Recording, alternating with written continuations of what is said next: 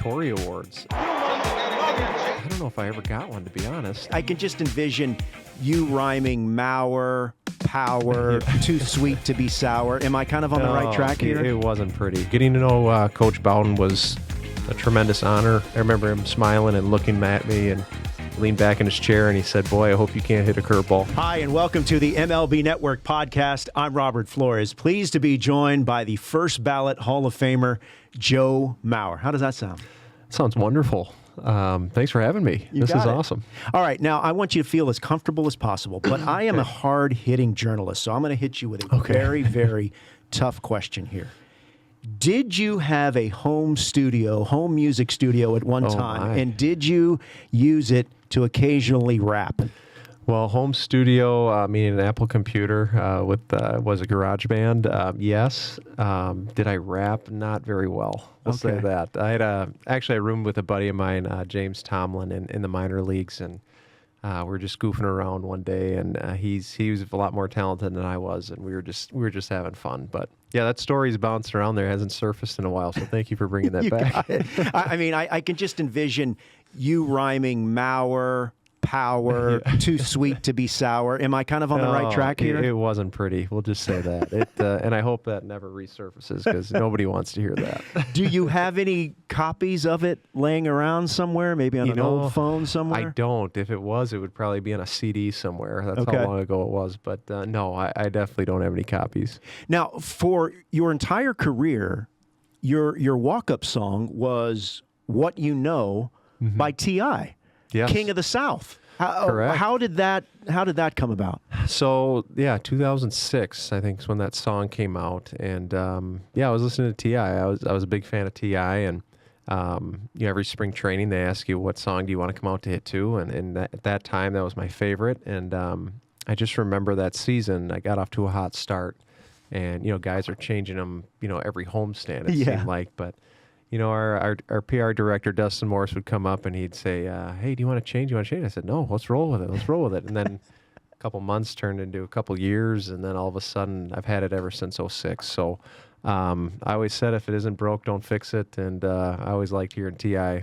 Every time I stepped into the plate. Have you had a chance to meet him? I haven't, but during my number retirement, he sent a congratulatory video. Now, I also want to give an extra special thank you to him for using what you know to walk out the bat all those times. I felt it in my chest, you know what I mean? So, continued success in all your many endeavors. Take it light. And I thought that was pretty cool, and the Twins had reached out to him, so that was a pretty cool moment. As far as music and Minnesota and St. Paul and Minneapolis, I mean, Prince is the first name that comes to mind. Is Prince something that was and is on your playlist? Yeah, absolutely. First Ave, down there in Minneapolis, a lot of great acts have come through there, and it's just a historic venue. But we have a lot of Prince nights with the Twins over the years, and they do a good job of celebrating him, a Minnesotan. Yeah. How would you describe Prince's impact that he had and still has on that area, not just musically, but maybe culturally as well? Yeah, I think it's huge. I mean, just like you said, not just in the area, but around the world. Yeah. I mean, he's that type of a figure, and Minnesotans are definitely proud of him. And it was fun for me being a Minnesota kid, having those special nights. At the ballpark, it was a lot of fun. What music do you enjoy listening to now? I listen to everything. I have twin daughters that are 10, so I'm listening to a lot of Taylor Swift. Here we go. And I tell you what, I'm a Swiftie. I love listening to it with the girls. And have you gone to a show? We did. We went to the Eras tour. How was that? Which was spectacular. The girls, we had a lot of gals there, and we just had a ball. It was fun. Do you buy into the whole, there's that old adage that musicians want to be athletes and athletes want to be musicians. I mean, when you consider Taylor Swift, especially, she's performing at stadiums, not just arenas. I mean, there is sort of a parallel in a professional athlete and what you do, having to perform on the biggest of stages, and what her and artists like her have to do, right? Yeah, I think there's definitely an appreciation for the amount of work it takes to do something like that, the talent, the hard work, and Taylor Swift doesn't get there by accident. Yeah. I can tell you that right away. And and either do big leaguers, So definitely, like I said, a big fan of hers and just a big fan of what it takes to be the best. One of your longtime teammates, of course, was Torrey Hunter. Tell us about the Torrey Awards. The Torrey Awards. Well, Torrey had a lot of different things going on in the clubhouse and around, but Torrey was such a treat to have, and a guy that I personally learned from a lot. Thankful to learn from a guy like him. Just how to be a big leaguer and how to carry yourself, and really made coming to the ballpark every day a lot of fun. Yeah, because as I understand it, it was basically the Torrey Awards with showcasing dance skills for teammates. How would you rate your dance moves? Well, yeah. So I don't know if I ever got one, to be honest. But no, we had a little dance party after every win. Nice. We always would say a lot of things have to go right to win a big league ball game. Yeah. And it just kind of got out of hand there for a little bit with fog machines and lights and stuff like that. But yeah, with Torrey, you're gonna have some fun. So it was fun. Obviously, people know that you're a Minnesota kid, grew up in St. Paul, Minnesota, family of 5. For those of us who've never spent a lot of time in Minnesota, how would you describe it? Oh, it's wonderful. You see all the seasons. Winter could be a little shorter, but that's what we like to talk about up there, the weather. But no, it's beautiful. It's great people. Minnesota nice, you hear that, but it really, I think, reigns true. You're walking down the street, you make eye contact, and you say hello. You know, that's just kind of how it is, and people look out for each other there. So I'm proud to be from there. Your brothers, as I mentioned, your family of 5. Both of them played in the Twin Systems. Billy and Jake the third. What did they teach you? Oh, a lot. I mean, it's the big brothers. They're 3 and 4 years older than me, and ever since I was a little kid, I'd follow them to the park and try to emulate them and try to do what they were doing. So one was thankful they allowed me to come, or maybe it was my mom telling him that I needed to come. But as a kid, trying to keep up with the big kids, you got to figure out a way to compete, and I think that ultimately helped me develop some of my skills a little earlier. Now, one place you were not allowed to accompany them was Game 7 of the 1991 World Series, because as I understand it, your parents had 4 tickets. Obviously, you come from a family of 5, so you got left out. How did that come about? I got the short straw on that one. It was actually Game 6, and I remember my parents getting a hold. I don't know how they did, but they got a hold of 4 tickets, and decisions were made, and my parents ended up staying home with me, letting the 2 brothers go with my aunt and uncle. Nice. But I think I locked myself in the closet for a couple innings, and eventually came out. But that one still stings a little bit. Your grandfather, Jake Sr., an accomplished baseball player in his own right, he was in the White Sox system. What are your memories of him? Just being there every day. I had the luxury. He lived with us growing up. My grandma Doris passed away before we were born, so we had Grandpa there, and it was like having another dad. And he took care of us. He was a bartender at night, so when we got home from school, we saw Grandpa right away. And I think I have to credit him to being a left-handed hitter, because my 2 older brothers were right-handed, and he was a left-handed hitter through right. But I picked up the bat left-handed, and my brothers tried to change me, and he was there to stop them. So I'm glad he did that. I heard, was it your grandfather that told you that the quickest way to the big leagues is being a left-handed catcher? Was that him? Yep, that was him. And yeah, definitely you got to listen to Grandpa. I remember I was a freshman in high school, and and hear him say that for many years. I thought I had an opportunity to maybe start on the varsity team as a catcher. And, our team was already a 2-time state champion and didn't really need any more help. They went on undefeated that year. Yeah. And I never got the tryout my freshman year, but I made the team as a sophomore, so at catcher. So that's kind of when it all started to roll that way. Your dad, of course, is Jake Jr. What is the Mauer quick swing? Hi, I'm Joe Mauer, and this is the quick swing, the high-performance batting trainer my dad developed. Using the quick swing on a regular basis made me the hitter I am today, and it can help you too. It was a hitting device he came up with when we were kids. Basically, I mean, looking back on it, I think it's pretty genius. Being in Minnesota, you can't take a whole lot of swings or get outside and practice. Sure. You could do it in a small area and get swings, and he put it up in our garage. And the ball was moving. He always talked about having the hand-eye coordination and varying the ball sizes and the bat sizes, and just something fun to do. I think he came up with it to get us out of the house. But no, it was fun, and I think that definitely honed my skills with the bat. The quick swing is like no other trainer. Use it, and you'll get more hits.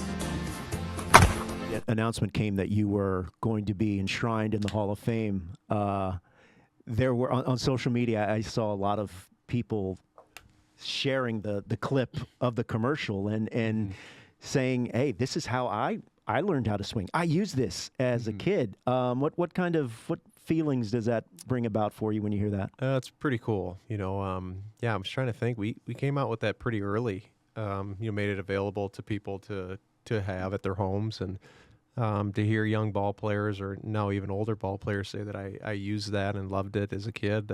It was pretty special. Yeah. You lost your dad in 2023.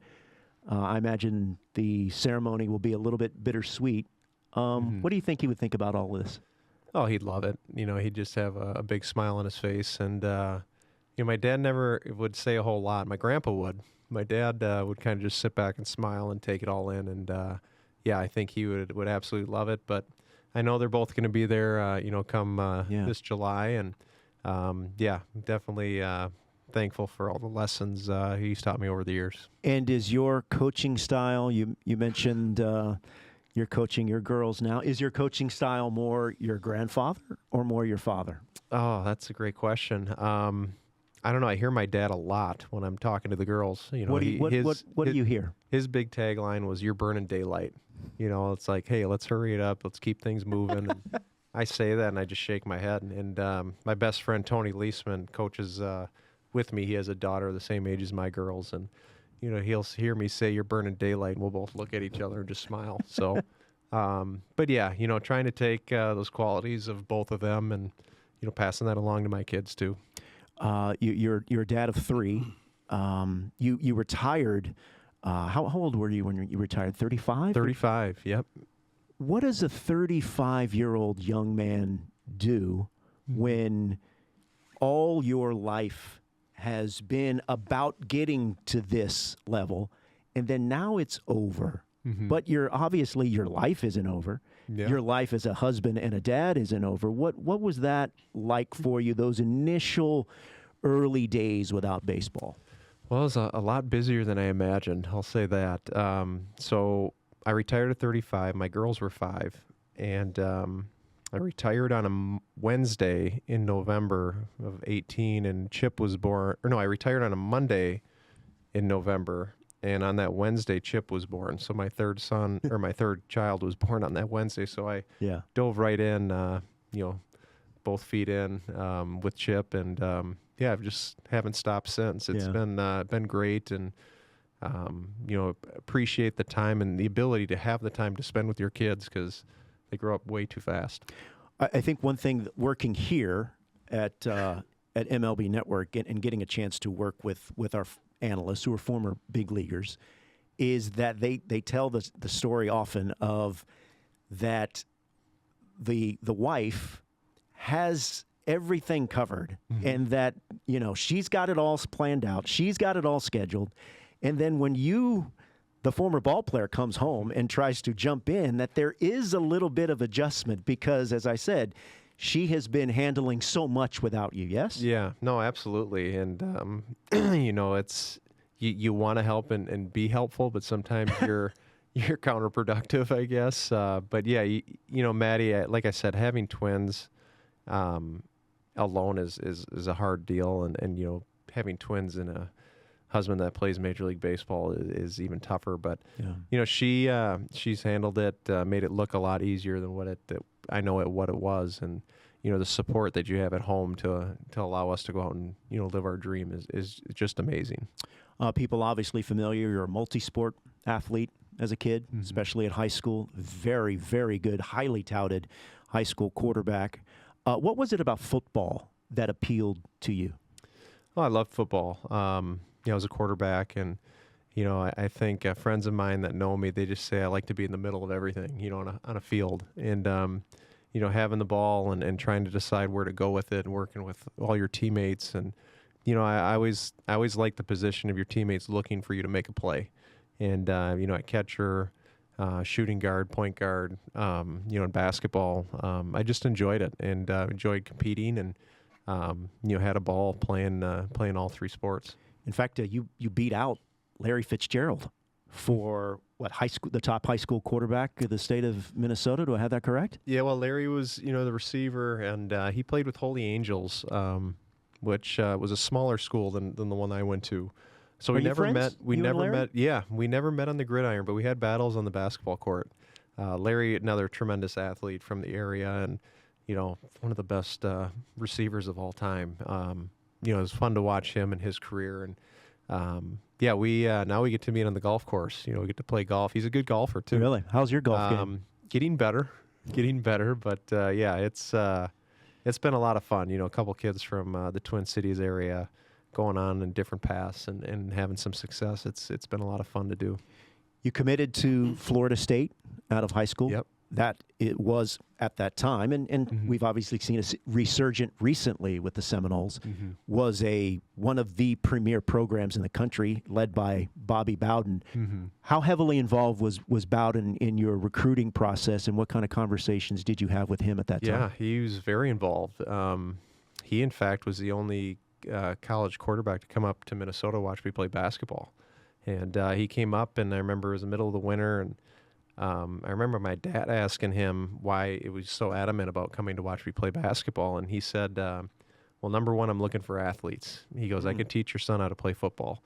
But he wanted to see how I moved on the court, how I interacted with teammates, and how I dealt with all sorts of things thrown at you on a basketball court. But, getting to know Coach Bowden was a tremendous honor, and I'll never forget the story when I was on my official visit down there. I was in his office, and obviously I had baseball and that option. And he told me, he said, I'm going to still go out there and get the best quarterbacks available because you might not be here this fall. Right. And I in turn told him, I said, you can go get whoever you want. If I'm here this fall, my intention is to win this job. And a job like this isn't handed over. And but if I'm here this fall, I'm going to compete and try to win this job. And I remember him smiling and looking at me and leaned back in his chair, and he said, boy, I hope you can't hit a curveball. And Bobby, he was amazing, and the whole staff, and just really enjoyed that time. What was that phone call like when you had to tell him, I'm going to play baseball? It actually, he reached out to me before. Things kind of just quick happened, and I think I'm trying to think. Yeah, I think he knew somebody had reached out and told him, but he wrote me the nicest letter when I went to minor league baseball and told me that, if things don't work out, I'll hold a scholarship for you, and you'll always have a chance to play here. So, like I said, just a first-class guy, and appreciated getting to know him. How does Chris Winkie fit into all this? Yeah, so Chris, he's an alumni of my high school, too, in St. Paul. And, we're friends with the Winkie family, and Chris and definitely gave me a kind of the big picture of what it was like. And what did he Florida tell State. Just his experience. I mean, the same type of things that I became to find out about Coach Bowden and the staff. But yeah, he would have been the guy. He was on his way out, and if I was a true freshman there, that would have been fighting for his old job. So that was one thing Coach Bowden pointed out. I think he went from a 27-year-old quarterback to maybe an 18-year-old quarterback. So that was pretty special. Yeah, you guys basically reversed. Chris Winkie was a baseball player, accomplished baseball player, and then came to football, and you obviously football and then baseball. I was reading a scouting report about your high school experience. A pro-style quarterback is what they had you listed at. Yeah. How would you compare your style of quarterback play to, or who would that be comparable to? Number one, I wanted to throw the ball. I didn't want to run it. But no, I was a pocket passer.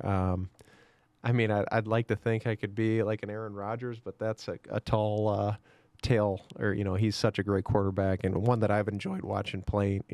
Watch playing over the years. But yeah, I like to throw the ball. I like to move it around and get the ball to the athletes as quickly as possible and let them go. So. Yeah, I really like to throw it. I think it's interesting that the quarterback to now catcher comparison, because there is so much of the ability that one has to have the ability to digest information and digest it quickly. Do you find that as well? Yeah, absolutely. In calling a game in the big leagues, you got to be aware of a lot of different things and take in a lot of different things, situations of the game, what your pitcher's doing, what the hitter's doing, everything. And that's what quarterbacks have to do, and you got to make a decision really quick. So I think that's why I enjoyed quarterbacking so much. How are you approaching the speech?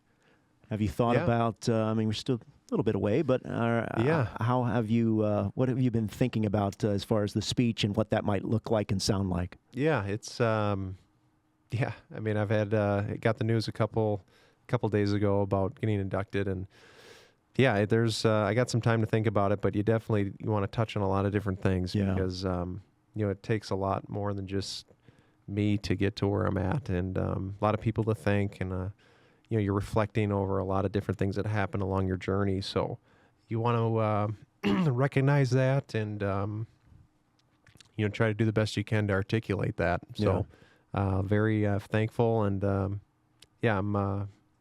I'll be working hard here over the next couple of months. Get you out of here on this one. Your favorite commercial that you did, was it the Head and Shoulders or the Well Played Mauer? How often do people still come up to you, Well Played Mauer, for MLB The Show? They do, and that's great. The Kevin Butler spots were awesome, and he was such a pleasure to work with. So I think that's at the top of my list. There you go. Definitely the Well Played. It's fun to hear that from fans. Well, this has been a lot of fun. Congratulations again. I know that this ceremony is going to be great, and can't wait to see you on stage. Appreciate it. I appreciate it, Robert. Thanks for having me. You got it.